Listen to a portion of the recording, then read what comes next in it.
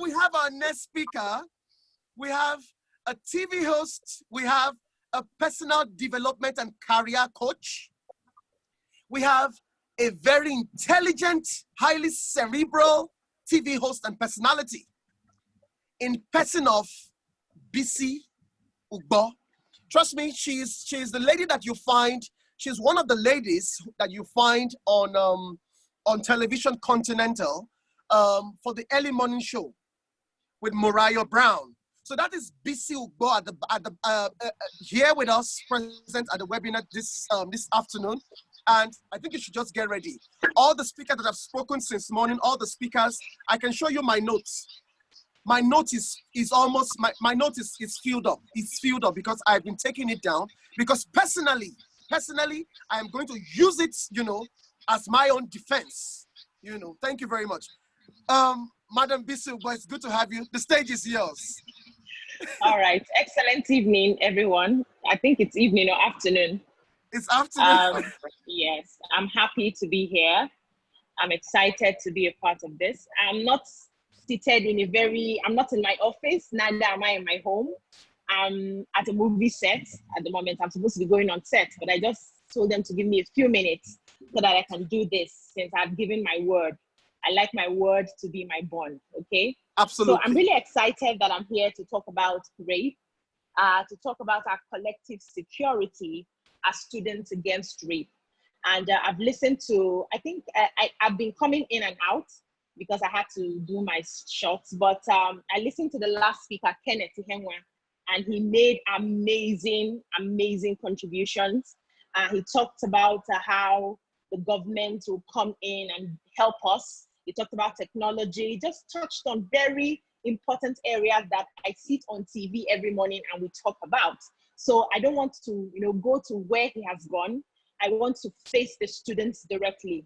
Now, I also there's this myth that rape is more prevalent now. I stand to disagree. I beg to differ, because I know that the only thing that makes it seem like it's out there or it's getting more prevalent is the fact that we have social media. And so for everything that happens, we can have it at our fingertips. So it seems like all the crimes are increasing, but they are not. I remember growing up as a child all the way in Asaba, Delta State. By the way, I am a student of an alumni of Delta State University. I studied political science, 2005. Because we have social media at our fingertips, where we get information easily, and it seems like this is just happening, but it's been happening. Growing up, I used to hear stories of people that were raped. I used to hear stories of people that were pedophile, children that were pedophile. I used to hear all of those stories and how the society would be silent when something like that happens. Everything is shrouded in secrecy. And so we do not get to hear it. Does not mean it's not been happening. It has been happening. But now everything that happens is coming to the fore because we now have social media to bring everything out. So you go to this news, you hear this bad thing has happened. You go to the other news, you hear this bad thing has happened. They are not new. There's nothing new under the sun. It's just that now we have the information. And it's also good that we have the information because now we can put our hands together collectively and fight it. And I believe that's what this webinar is all about. I'm happy to be here. So now I really want to talk to the students because I understand that we have a lot of young men and women who are not really educated. I will talk to the students, I'll talk to the young man out there and the young woman out there who are not really educated, who do not have an understanding of what this rape is about. I remember when I was in the university, a lot of guys will tell you that when a lady says no, it means the lady wants you to keep trying. It means the lady wants you to show that you are a man. Sometimes you go visit your girlfriend and you are not able to do anything. Maybe you are giving her space, you're respecting her. And then she goes to tell her friends that he could not even cross pillow, common pillow, he could not cross. And then for the men, it seems to them that when they can't conquer a lady, whether the lady says no or yes, it means they are not men. So we need to start educating our young men to understand, first of all, that you have no rights over any other person's body. No rights. No means no. Now I'm talking about the younger women, young ladies who are being raped. No means no. It's not the time for you to start asking yourself, is this a negative no or a positive no? Does this no mean I should try more or I should just give up? That is not the time to ask questions. Rape in itself is a legal term, which means forceful penetration without consent. So for anyone who you lay hands on, who hasn't given you consent, you have raped. And we cannot just call people rapists except they have been proven by the courts that they are rapists. And we know how difficult it is to prove a rape case in Nigeria, especially without evidence. We are not much into forensic, testing and investigations, like Kenneth said, and all that. So we need to understand what rape means. We need to understand that as young people, we have only the control over our own bodies. And there are certain conversations we need to start having with our young men and young women as they're growing up. I don't see where men have gathered young men to talk to them. I don't see that. What I see more often is women having seminars on how to please their husbands, or having seminars on how to raise the girl child, or having seminars on how to cook well and keep the attention of the men. We don't see a lot of young men being engaged by their fathers to have conversations on how to handle women, to have conversations on how to exude their self-esteem. Because rape in itself is a problem. One of the many problems of rape is the fact that the rapist, the perpetrator, is fighting for power and control. And that is a sign of low self-esteem. Any man who has a healthy self-esteem will not rape a lady. When you say, hey, and the lady doesn't give you that face, you walk away because you have respect for yourself. You have that integrity that, don't worry, I will get someone who is even better. You love yourself. So we need to start having conversations with our male children. The men, someone like Kenneth, should start organizing seminars for young men out there. How do you handle women? How do you see women? Someone like him, I don't know him very well. I don't know if he's a father, if he has he's a pastor, or he owns a church or something. Someone like him will be at the forefront, leading by example, telling young men that, see the way I talk to your mother, see the way I talk to women around me. You should know and respect women that way. Another problem I see is because we are in a patriarchal society where naturally the men think that they own the woman. Whether they've married you, they've paid the bride price, they bought you, they see you as property. And even when those people who are not even married to you, they look down at you, especially if you don't have a ring on your finger, they feel they can do anything and get away with it. After all, I am a man. It's the society that we live in. So we can't just focus on punishment for rapists when some rapists do not even understand why they are doing what they are doing. We need to start with re-educating. We need to start with unlearning certain things that have not served us as a society in order to solve this problem. There was an example, it was actually a newspaper, a story a few weeks back where a young man was, I think he took agbo, all these local stuff. He was having a running stomach. So he bought an agbo from a lady and took that agbo in order to help himself with the running stomach. And then he realized that he got an erection which refused to go down. He tried everything. He had his bath, he drank hot water, he drank cold water. He was just doing everything to make sure that it came down, and it didn't. Then he went to the bathroom again to try and take another bath, and he saw a young boy who just came to do something in the bathroom. And he cornered this young man and raped him, defiled the young boy. I think the boy was, about 4 to 7. I can't remember the exact story right now. Why did he have to do that? If he had an understanding that he had no rights over another person's body, he wouldn't have taught that young man. So there are certain conversations because of our society we do not have with these young men on how they can handle their feelings. Everyone will have those feelings. We always shy away from the real conversations to have.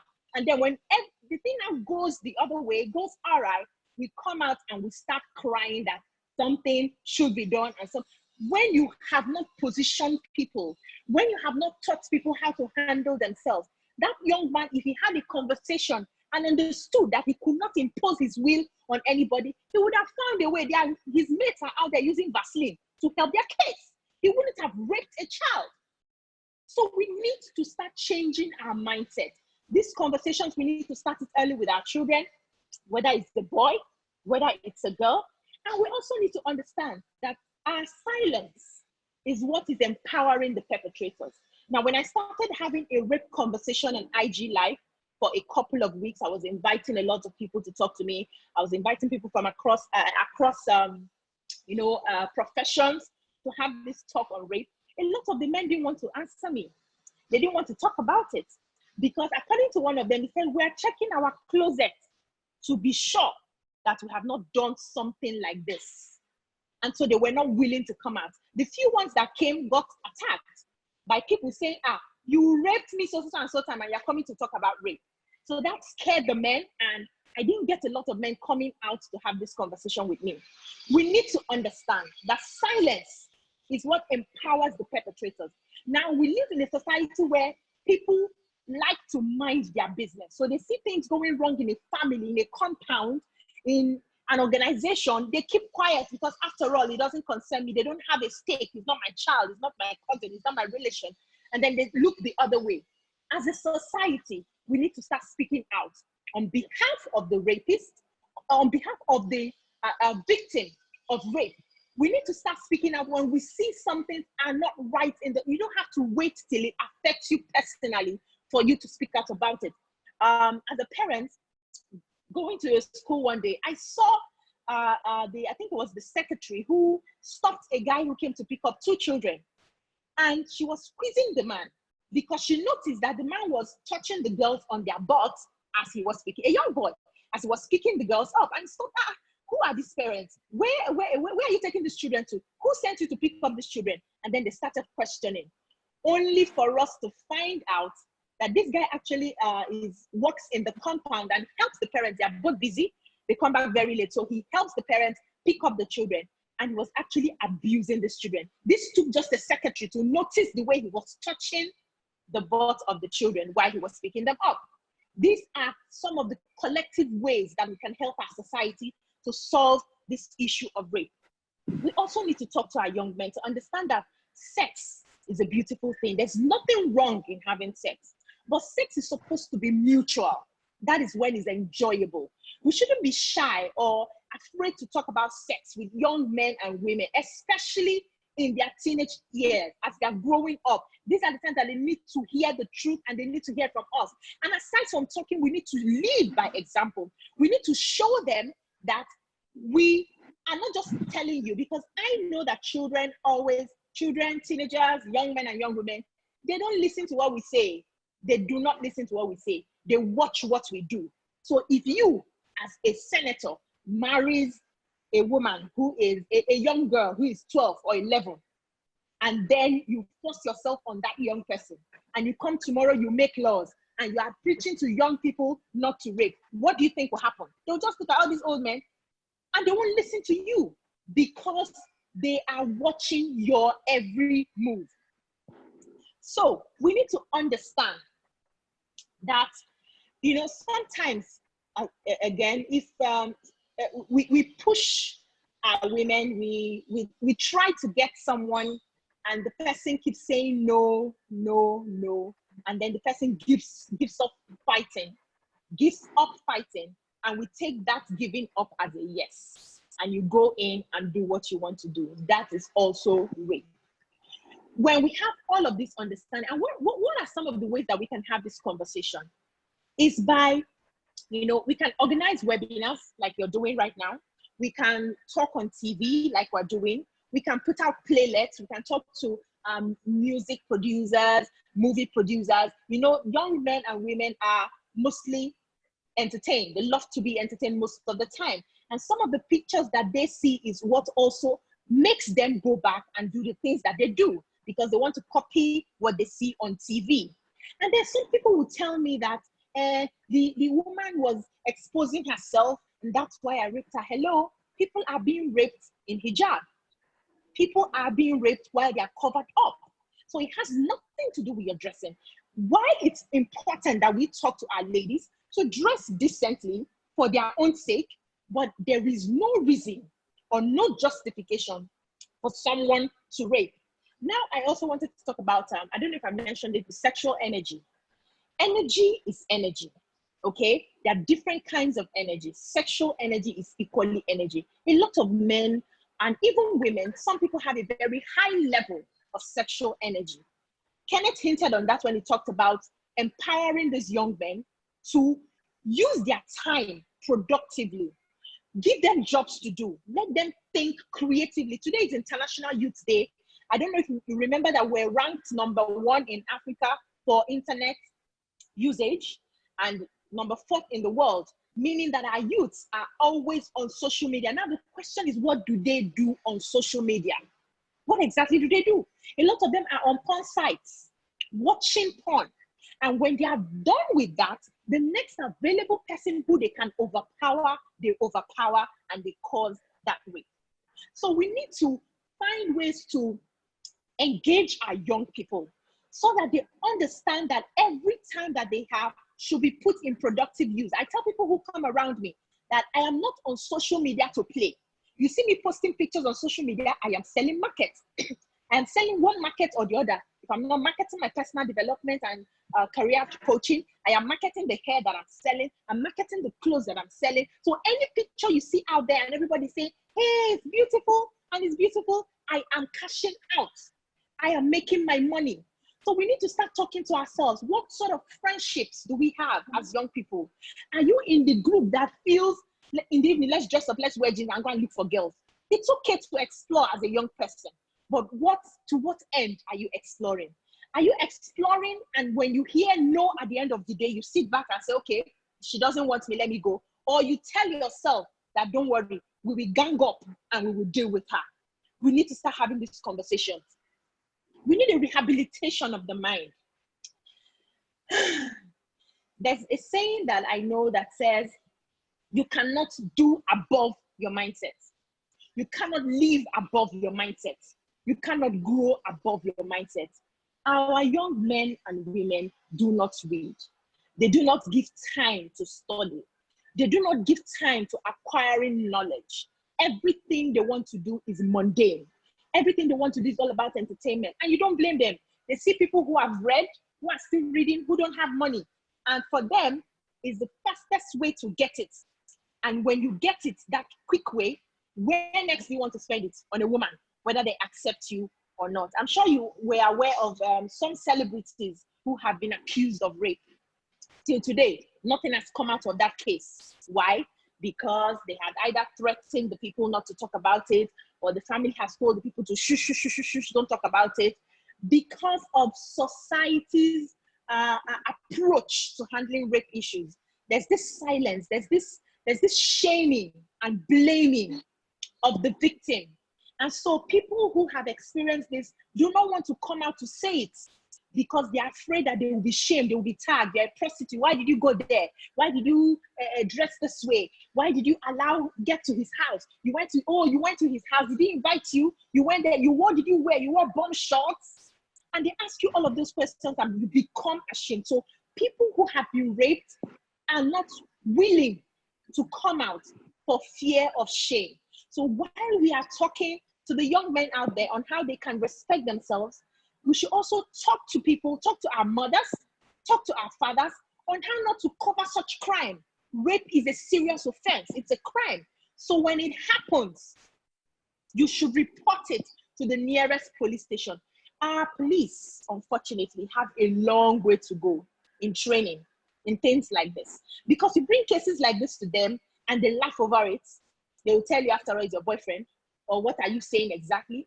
We had a case in the newspapers this morning, I took it, where a girl was raped by her stepfather and 3 other men, and somebody took her to the police station, and the policewoman gave her 2 slaps and sent her away.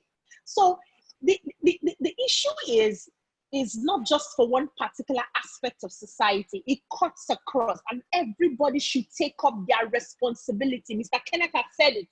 Everybody, the government has a role to play. The police has a role, the security officials have a role to play. The school administrators have a role to play. The students have a role to play. The girl child herself, except for the little babies who do not know their left from their right, have a role to play. And talking about the girl child, as we have young university students here, it is important that we all learn self-defense, no matter how little. Self-defense is very, very important. As you're raising your girl child, I'm looking for a school now to put my girl children in taekwondo. Yes, they need to be able to do taekwondo so that they are in a situation where it seems like they are being overpowered. They can, even if it's a kick, so that they can run away. It's very important that we do not leave ourselves.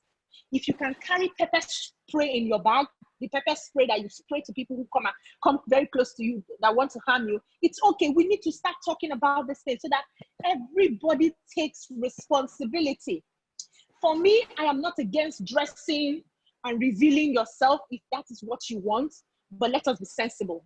Let us be sensible, because we do not see men who go around with their chest open. Abi Loveness, do you go around with your chest open? You cover Absolutely up. not.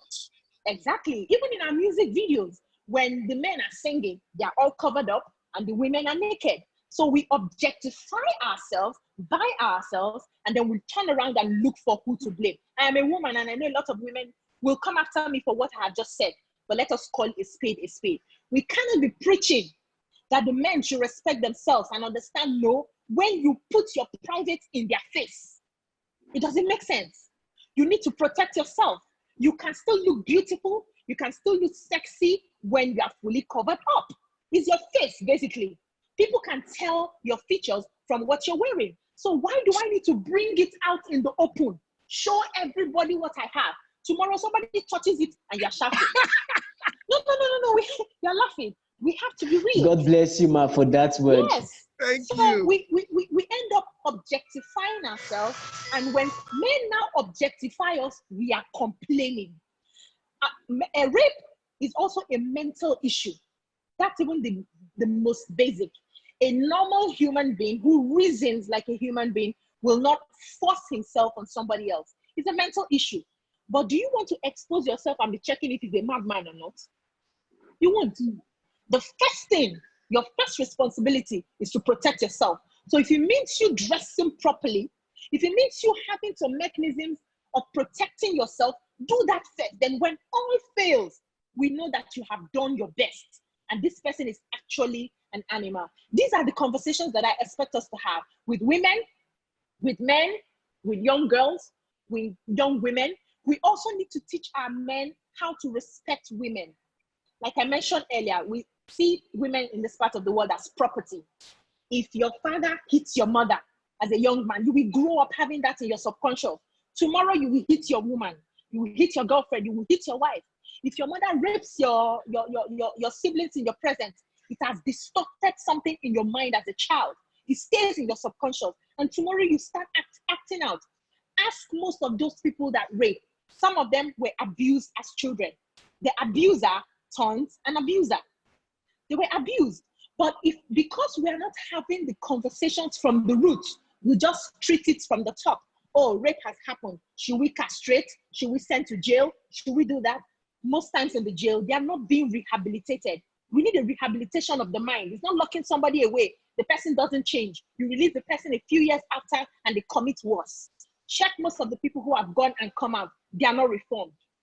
So what sort of mechanisms do we even put in the prisons? But I don't want to bother you with all of those governments. It's not your business as young students. It's just for you to know that you need to take responsibility for your actions. You go to a club. Yeah, I was once a student. I'm still going back to school. You go to a club, you drink, you leave your drink and come back and pick it up. It doesn't make sense. It can be spiked. Back in school those days, when you go to club, they spike your drinks with is it a marijuana? Spike it. You won't know. They mix it with juice. They serve everybody juice and everybody's high. You won't know. So you don't leave your drink behind. In fact, at some point, me and my girl squad in the university, we buy our drinks and put in our handbag. Yes, because it was getting rampant in the university. We need to have this conversation with our young people. Wow, We wow. put our drinks in our handbag. We definitely have to bring you over. Honestly, Like seriously. So when we get to clubs and we see that everybody's drinking and they're behaving somehow, we reach into our bags, we bring out our own drinks, we drink. If I mistakenly leave my drink to go and use the restroom, when I come back, I am not getting back to that drink. because I want to be sane at every point of time. And I will not stay very late in the night with people I don't know in the name of having fun. We go in sports. We go in sports. As a matter of fact, if you toast one, you have toasted 4 of us. We spend money for 4 people. So these are some of the things that we need to start, equipping our young people with. Do all that you can. Okay, I just want to see if I've exhausted my point. You need to learn to manage your urges by yourself. Okay, no means no. Okay. I think I have. And finally, for me, I want us to, for everyone who's listening and everyone who is going to listen, let us not forget how to be human beings. It's very important. Unfortunately for us, we have a lot of issues with our religion, whatever religion it is. So we focus more on pleasing the God that we do not see, and we lose focus on being human beings to the human beings that we see. The emphasis is not how you treat your neighbor, but how you treat the God that you do not see. We need to start breaking that. How are you bearing the fruits of the Spirit? As a Christian, love, peace, joy, understanding, long-suffering. So love covers it all. If I love you, I will not steal from you. I will not hurt you intentionally. I will not harm you. I will show you love. I will give you help, like the Good Samaritan. I will ensure that we live in peace with one another. That is what religion should preach. Unfortunately. And now this rape issue is not just for poor people, though. We have mighty men in high places who engage in these acts. We have mighty bosses in organizations who engage in this. You don't want it, I will not give you your job. We have people who oppress others. You cannot speak up because you do not have the government's backing. You do not have the police to fight for you. You don't have money. You go and report, they will ask you for money you cannot give. They'll kick out your case. So it's not just for the poor. The rich rape, the poor rape, the middle class rape. Okay? It's a mental issue that we need to take very seriously. And it starts from how we start bringing up our children, how we start raising our young men and women. What they see us do is not about teaching you, it's about what they see you do. Ensure that you are living by example, and before you understand it, they will fall in line. We cannot thank you. We cannot thank you enough. I have had over 2 pages filled with facts. I am serious about 2 pages, and I'm like, it's inexhaustible. The talks about rape is inexhaustible. Yes, but we have the Secretary General of our association, Ihama Mavis. He's been raising up his hand. I think he wants to ask a question. Mavis, over to you, please, very quickly. Thank you very much, Mr. President. Good afternoon, ma. Hello, Mavis. Thank you very much, now. Great to have you, ma. Ma, when you were talking, you highlighted one fact when you started, that some of these girls, they cause this issue themselves by, first of all, a guy coming to visit you and him respecting your boundaries. Then you now take the guy as a fool for respecting your boundaries you set up. Say, probably in the local term now, they say the guy not fit cross carpet or not fit cross pillow. And that's what they do say. So at least I think the ladies should be aligned.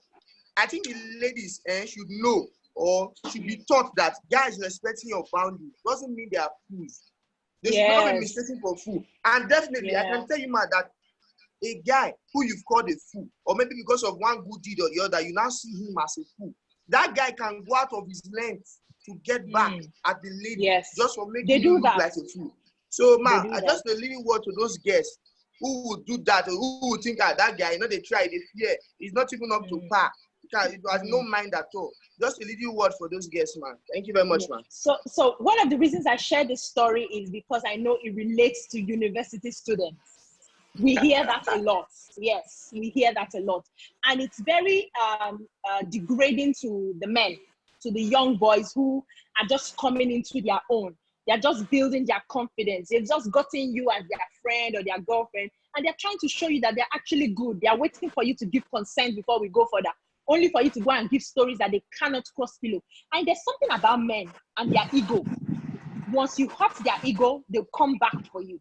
They want to prove to you that I am a man, is what the society has done. So for me, I want to talk to the young ladies to understand that it's a good man or a good boy that will respect you and not lay hands on you when you did not request for it. It's a sign of a man who has a healthy self-esteem. Those are the boys that should be celebrated, not the ones that will come into your room and then before you know it, they will lock the door and pin you till you agree, whether you like it or not. Those are not men that should be celebrated. So it's just a misplacement of priority. We need to encourage such men to be young, good young men. I had a friend in the university that time who was always running away from deflowering a girl. He say, I cannot because I don't want wahala. And girls will come and say, take now, and say, no, please, you have kept it till the university. Carry it to your husband's house, it's better for you. And they felt he was a fool. Before I went to NYSC and I came back to check on my goons in the university, the guy had turned a bad guy because according to him, a lot of women were insulting him that he was not a man. We keep doing this to ourselves. These are some of the men that you celebrate out there.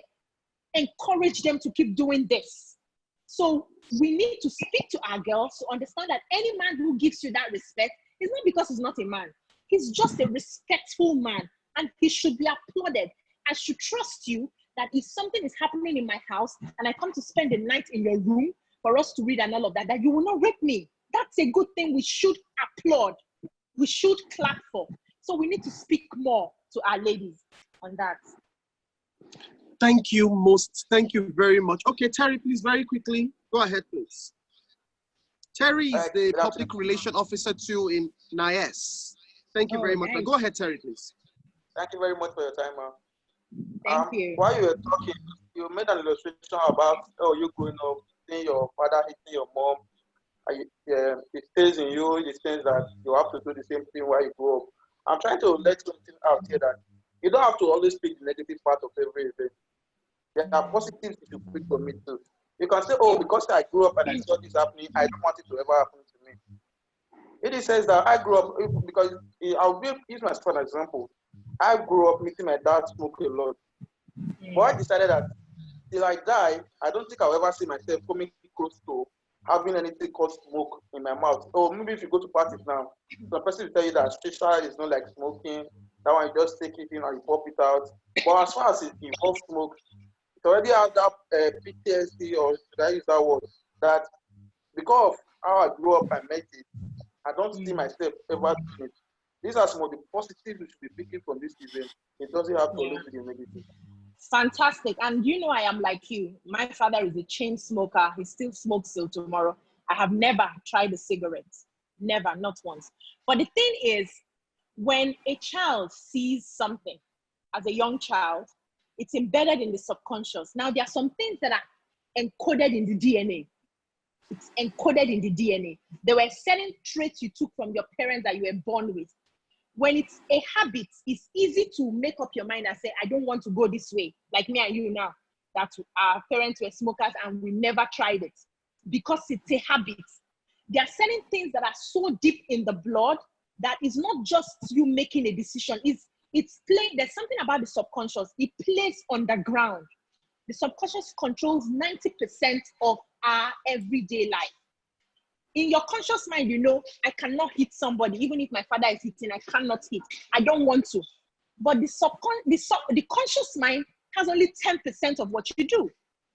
Your subconscious mind is the one that is in charge of everything you exhibit in life. So it's not just for you to make that decision. It's for you to start a transformation of your subconscious mind in order to take that away. So if it's something that is encoded in the DNA, if you don't do the inner work, it's not as easy as saying, I will never. Because a lot of us have said, I will never to certain things, and we still keep going back to it. So it's more than making a decision and saying, I'll never. It's about changing it from the subconscious level. Some people meet therapists to help them do this. Some other people meet life coaches to help them do this. So you just need to figure out where you are and help yourself. But like you said, it's very important that we pay attention to the positives. Pay attention to all the positives. I had brothers growing up and they told me, we used to sit down and insult my father that he was smoking. Some of them are smoking today. I think I'm the only one who did not. So if you have several children, one person may decide to take after it, others may decide not to.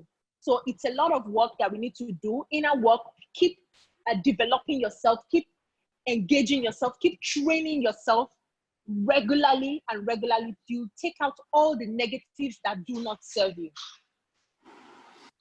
Thank you. Okay, Osaro Monday, please, but this will be the last question because we're taking so much of our guest speakers' time. Osaro Monday, please, the floor is yours, please. Let's hear you. Please, I have questions. Go ahead.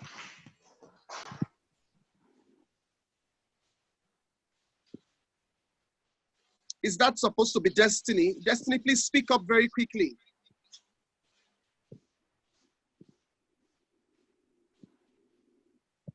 Okay, so we have Osaro Monday. He's an attendee, so I'm going to have to promote you to a panelist so that you can ask your question. Osaro Monday, please quickly ask your question very quickly. Hurry.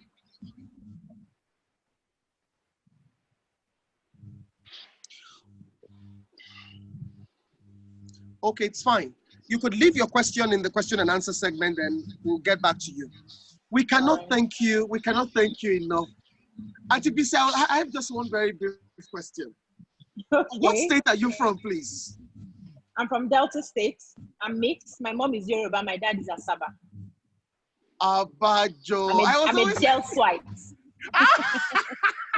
So I was always wondering where the name came from. My grandma came from, asking. Yes. Fantastic. You have imparted us so much. And one of the promises that we want to make on this platform is that NAESS and Brusali University, we are so committed to our students' development and, societal increase, both academical and, societal increase. So we would have more sessions like this when the pandemic is fine, the lockdown is totally relaxed and universities can reopen. We have plans to have conferences, physical conferences where we can have special guests like yourselves, and the host of panelists who had come on board today, come on board physically to, enlighten the students. So we cannot tell how much impact this has made today. We're sure that all what you have said and all the panelists has been monumental. So we want to thank you very, very much. Thank you very much, Auntie BEECEE. So I'll communicate to you after the webinar. Thank you most kindly. All right then. Thank you most kindly. God bless you. We love you so much. All right. I can get back to my movie set now. Absolutely, absolutely. All right, we had for everybody. We had to beg Auntie BEECEE. That's what I call her. We had to beg her to please take out a few moments of her time. She's very, very busy. I tell you. She was supposed to be at a movie set from 12, but she's been in and out trying to make sure that she doesn't miss out on this seminar, and we do not take it lightly at all. Thank you. We must thank you very, very much. Thank you most kindly. Thank you. All right. Thank you very much. Bye, everyone. Thank you very much. We have Princess Mimi. Bye. Thank you. God bless you.